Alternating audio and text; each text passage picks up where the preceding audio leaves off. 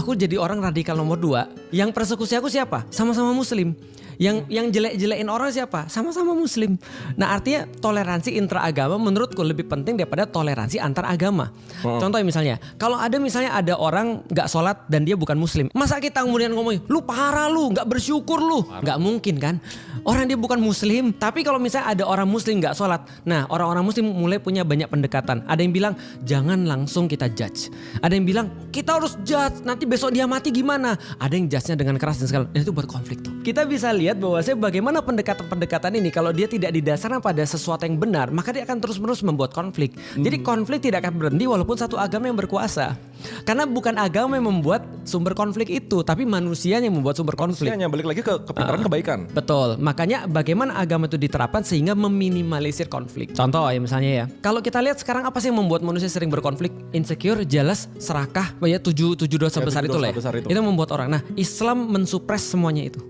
Gimana caranya agar kita bisa senang ketika ngeliat orang lain baik? Tetangga beli mobil baru kita merasa senang juga. Itu diajarin Islam tuh.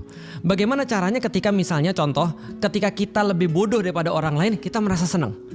Ketika kita lebih pintar pada orang lain, kita mau nolong orang. Sekarang beda, dia lebih bodoh daripada orang lain, dia ngamuk. Iya benar. Dia lebih pintar, dia menjajah. Gitu kan? Tapi itu memang sulit banget. Contoh ya, ini sederhana ya. Bukan berarti aku sebagai orang yang ketika orang lihat aku berbicara agama, aku bebas daripada semua itu. Aku punya setan juga. Contoh misalnya, suatu waktu ketika aku ngeliat ada orang, dia bicara agama tiba-tiba, terus aku lihat sesederhana hal, dia nggak follow aku. Kok bisa dia nggak follow aku ya? Sesederhana ini masalah hati kan. Tapi aku berpikir gini, lo kenapa kamu harus tersinggung dia gak follow kamu? Ini kan pertanyaannya, emang kamu siapa?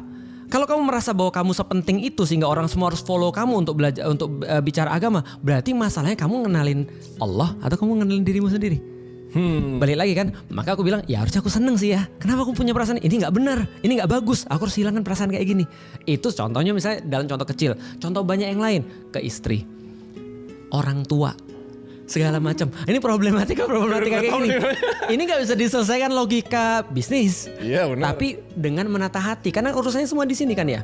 Apa yang membedakan antara orang lahir miskin, tapi dia kemudian bersyukur, dengan orang lahir kaya dengan privilege, lalu kemudian dia jadi jatuh dengan itu? Ya cuma penyikapan aja. Nah, Islam itu mengatur penyikapan itu.